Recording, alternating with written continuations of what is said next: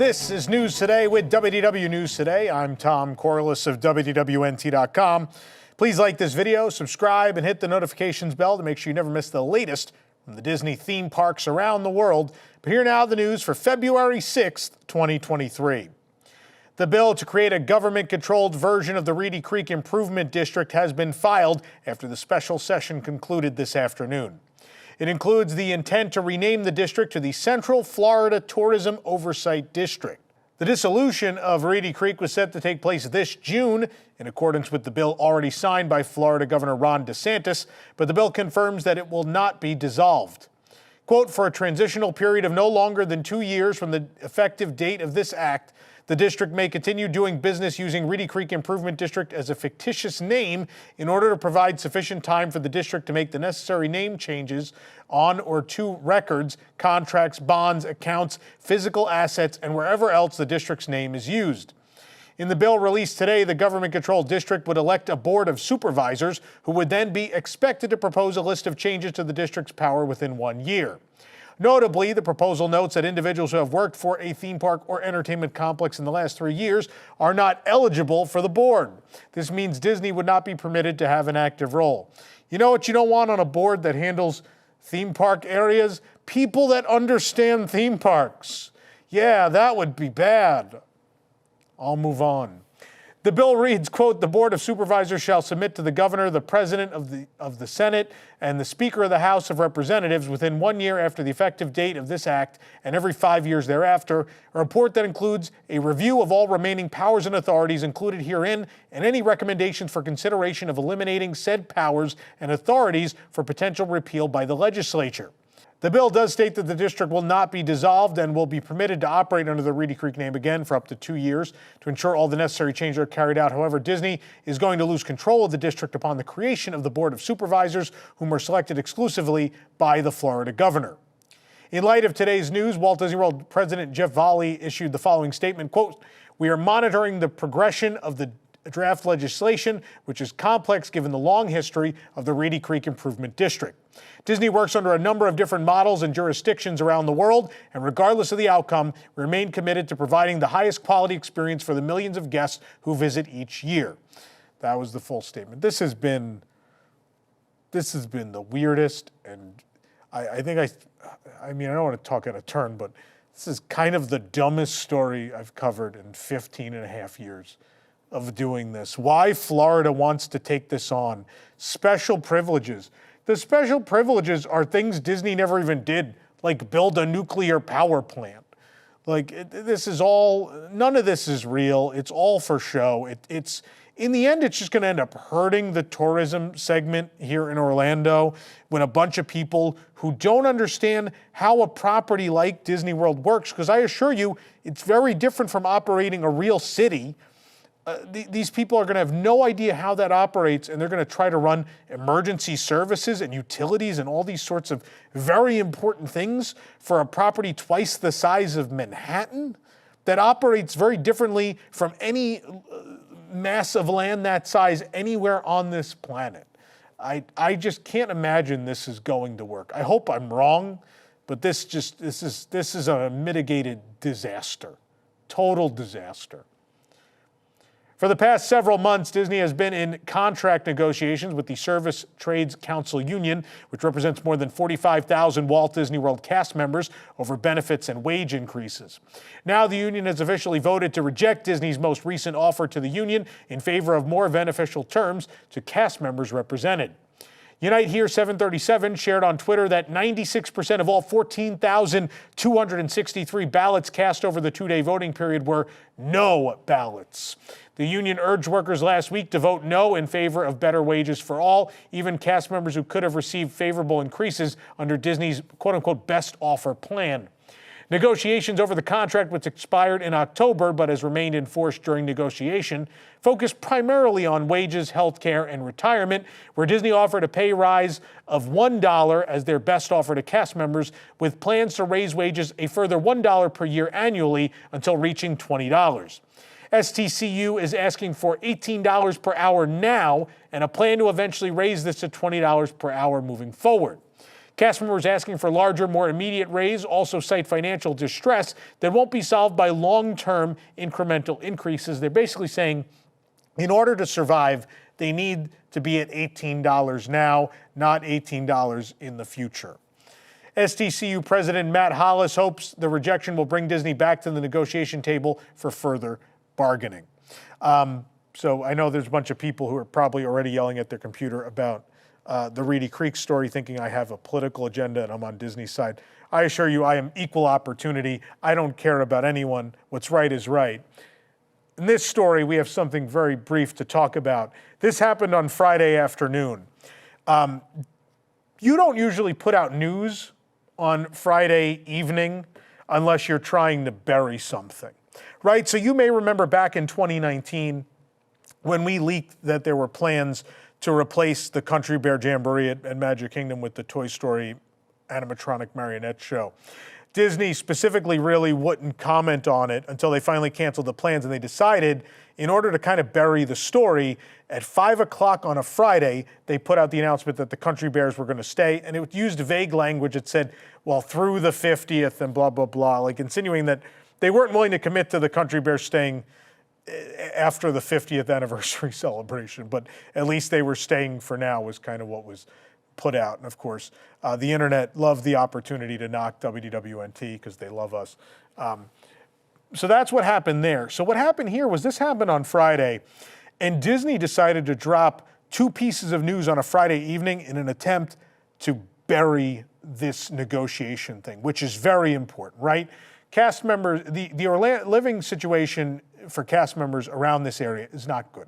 It is very hard to live on that wage here. $18 is what is generally the starting wage here at WDWNT, because we feel like that's kind of where you need to start to live currently in Orlando or in this area, Kissimmee, Celebration, wherever you are. And so this is a really important story. And so I think it's pretty gross that Disney had two things they decided to drop on Friday night, which again is not a time in which they ever drop news willingly, or any PR firm for any company doesn't do that. They put out the POV nighttime ride on TRON, and they put out a big post about the backstory of Tiana's Bayou adventure, both on a Friday, a nondescript Friday evening, which it was so apparent what they were doing. I support cast members, and me and the PR department have had an ongoing war for a long, long time.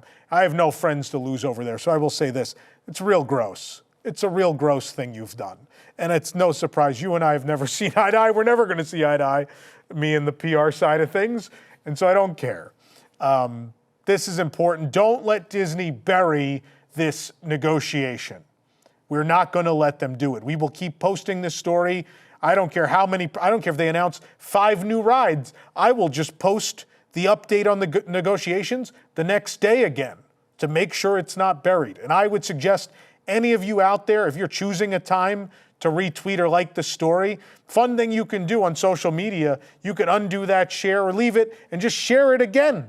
Just go share it again after the news calms down, so that way people see it. And if you happen to be another blogger or journalist or whatever you call yourself in this industry, I recommend you do the same. I recommend you use this platform you've been given to make a difference in people's lives instead of just towing a PR line to get free cupcakes and early access to rides. This is people's livelihoods. These are the people that make Disney World work. And if you are a real Disney fan and not just in this for clout or money, you will do what is right. And that's what I have to say about that. Let's continue with the news, shall we? I'm in a mood today. Disney has announced the return of full housekeeping to all Walt Disney World Resort hotels this month. But we've heard from many of you about how much you love and have missed the more regular housekeeping services we offered prior to the pandemic, and I'm excited to share that we've been ramping them back up across Walt Disney World Resort hotels. And by the end of February, full housekeeping room cleanings will once again be available at all of our resort hotel rooms, with services provided daily or every other day, depending on where you are staying. These full cleanings include everything you'd expect, from replacing towels and amenities to cleaning the bathrooms, making the beds, emptying trash and recycling, tidying the room, and vacuuming. This is great news. This is fantastic. For what people are paying for Disney World hotel rooms, this needs to be a thing. kudos to Disney for making it happen in a timely manner. That's great. TRON Lightcycle Run is now in cast member previews as of today at the Magic Kingdom. We were lucky enough to actually go ride it today. I was about to be like, I still have my wristband. I cut my wristband off. I'm still wearing my Electronica shirt under here. We do have a Tom's Honest Review, or I think we're calling it Tom's Tronist Review. I don't even know. I don't know what it's going to be called. But either way, the Honest Review may be out by the time you're watching this. Most definitely out by the time you're watching this is our tour of the queue and more. They're not allowing people to film the ride right now. So I know there's a couple videos out there on the internet that were filmed with, without permission. By the way, we didn't want to break the rules, so we didn't. But we have a nice tour of the queue. We put in the Shanghai video for you. The ride is identical, other than maybe a glimpse or two from out of the canopy. Otherwise, totally the same thing. But you can experience that. And again, we have photos if you'd rather look at those on our site at www.nt.com. It's also worth noting, I'm not going to address it in a story here. We talked about it months ago here on the show. In that Honest Review, I talk at length about the concerns there are with people fitting on the ride and why we think those are a thing and how we think that's going. So if you want to hear all about that, it's in the Honest Review. Go check it out. This program is brought to you by our official travel agent sponsor, the Vacationeer, the engineers of your next magical vacation. Sit back and let their team of vacation planning experts craft your family's next magical Disney trip. The best part is their services are free. Visit www.nt.travel for details. Crews are wasting no time in transforming Splash Mountain into Tiana's Bayou adventure at the Magic Kingdom, and more Rockwork has been demolished since we last checked in. The attraction signage, though, still remains in place. The large crane on site is raised and ready to go today. At the end of January, a small hole was cut into the rockwork here and covered by mesh shortly thereafter, but now it has been reopened and widened greatly, and several feet of rockwork has been removed. The hole may be for accessing part of the mechanics of the attraction. It's not sure at this time exactly what they're doing, but they've ripped up a large section. The scaffolding placed last week remains. As I said earlier, Disney shared more details about the story of Tiana's Bayou adventure in an effort to bury their union negotiations. It's, of course, the upcoming retheme of Splash Mountain, set to open in late 2024 at the Magic Kingdom and Disneyland Park. Here we go. We're going to read it. At a young age, Tiana developed a deep passion for cooking and began to dream of one day owning her own business. Her father, James, taught her that good food brings folks together. One of the most exciting parts of Tiana's Bayou adventure is that guests will see where Tiana's life has taken her following the success of Tiana's Palace, a restaurant she had dreamed of owning and worked so hard to make come true, as she did at the end of The Princess and the Frog. Walt Disney Imagineering is creating an original next chapter story for Tiana. Within the attraction queue, guests will discover that she continues to grow her business with Tiana's Foods, an employee-owned cooperative. Combining her talents with those of the local community, Tiana has transformed an aging salt mine and built a beloved brand. The endeavor began with Tiana purchasing the salt mine and the area surrounding the large salt dome it operated from. And with the help of her mother Eudora, Naveen, Lewis, and fellow owners of the cooperative, Tiana revived the old salt mine and the surrounding land, growing a wide array of vegetables, herbs, and spices for her recipes. This multifaceted enterprise has turned the aging salt mine into a space that has come alive. Complete with a boutique farm and both a working and teaching kitchen, Tiana's Foods is where Tiana and her colleagues create all sorts of new products that they are bringing to the world, including a line of original hot sauces. Disney, please sell me special hot sauces themed to a ride. I would like this. Anyway, Tiana wants to give a big thanks to her family and friends and the entire community for all the support they've given her by throwing an amazing party during Mardi Gras season. When it turns out there's been a bit of a mix-up with the party preparations, Tiana invites us to meet her at Tiana's Foods to help with the missing ingredient for the party. Spoiler alert, the missing ingredient is the band. When we arrive, we see that Tiana spruced up the company's facilities with vibrant art from local artists. Food for the party is being prepared, and beignets are being loaded into crates for the celebration. All kinds of preparations are underway for the journey into the Bayou with Tiana, along with new and familiar friends from the animated film. Picking up where that story left off, Tiana continues bringing people together with Tiana's Foods, another treasured meeting place to spend time together and celebrate a diverse community. Tiana is also working with cooperative members to teach gardening and cooking to children of all ages and inspiring other women to run successful businesses as the brand grows nationwide. Tiana's Food signage, of course, is already on the construction walls outside of Splash Mountain at the Magic Kingdom, and work is well underway for that transformation. At Disneyland, the ride is still not closed. It's rumored Splash Mountain will close in May out there. At Tokyo Disneyland, there are no plans currently to remove Splash Mountain. Disney has revealed the cover for Claudia Gray's upcoming novel, The Haunted Mansion: Storm and Shade. The young adult novel is inspired by the classic attraction found at Disney parks around the world. Gray has previously collaborated with Disney to write several Star Wars books, including Leia, Princess of Alderaan, and 2 The High Republic novels. The Haunted Mansion: Storm and Shade is available wherever books are sold on September 5th, 2023. You can pre-order it now. We recently reported that guests using the walkway at Disney's Grand Floridian Resort were forced through an active construction zone, but now Disney has announced that the path between the resort and the Magic Kingdom will be closed on February 13th due to ongoing refurbishment projects. A reopening date has not been announced, though Disney said the path will be accessible in late spring. The walkway, of course, just opened in 2020. Boat and monorail transportation will remain available to guests traveling to the Magic Kingdom. The path to the boat launch was the one that took us through the construction site earlier this month. Are you going to discount rooms? Because losing that path that's quite a benefit to lose. I don't know. I would ask to be moved to another hotel. I like the walk. I know, I love riding the monorail, but monorail has a lot of outages, so it's nice to have the ability to walk.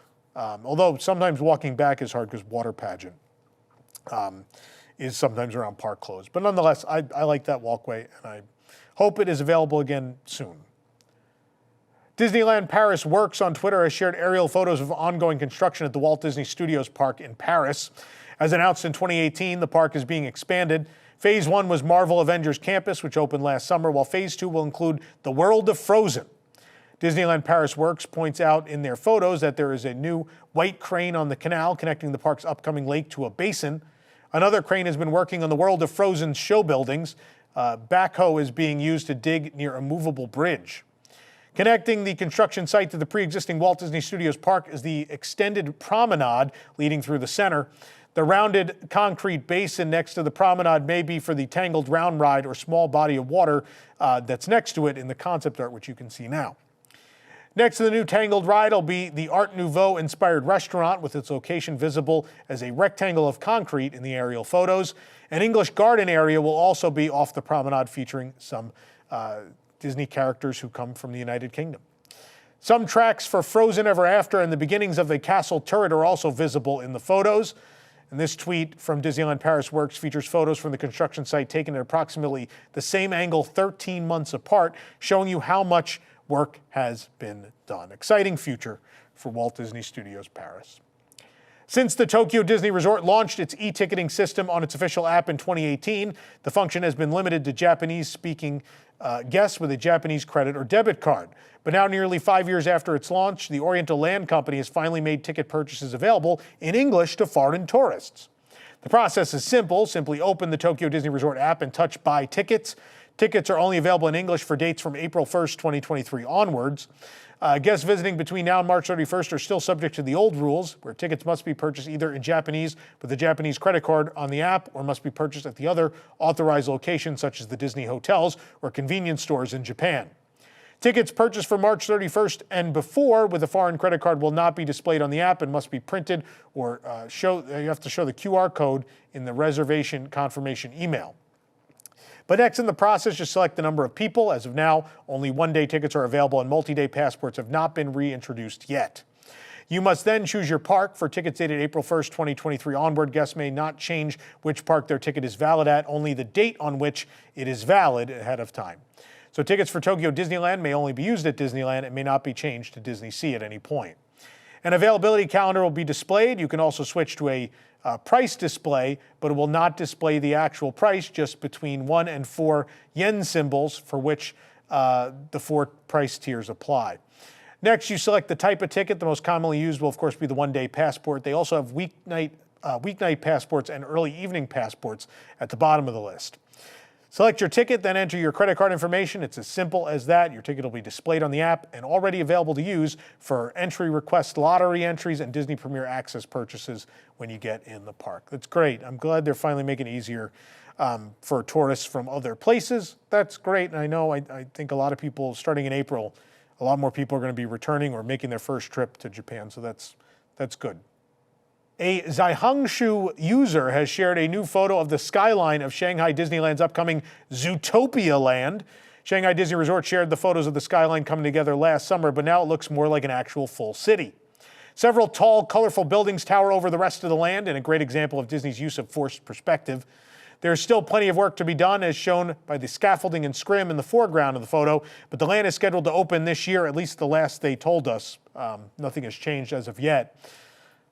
Disney is developing a Zootopia and Moana land as well to replace Dinoland USA and Animal Kingdom, which is at least in the blue sky phase, but things can certainly change when something is in that phase. So this may be a look at things to come at Animal Kingdom, where it's more likely they're going to reuse the dinosaur ride system, but nonetheless, this skyline would be a part of it if and when that project is fully approved. But we've been teased with it already. I think it's going to happen. We'll have to wait and see.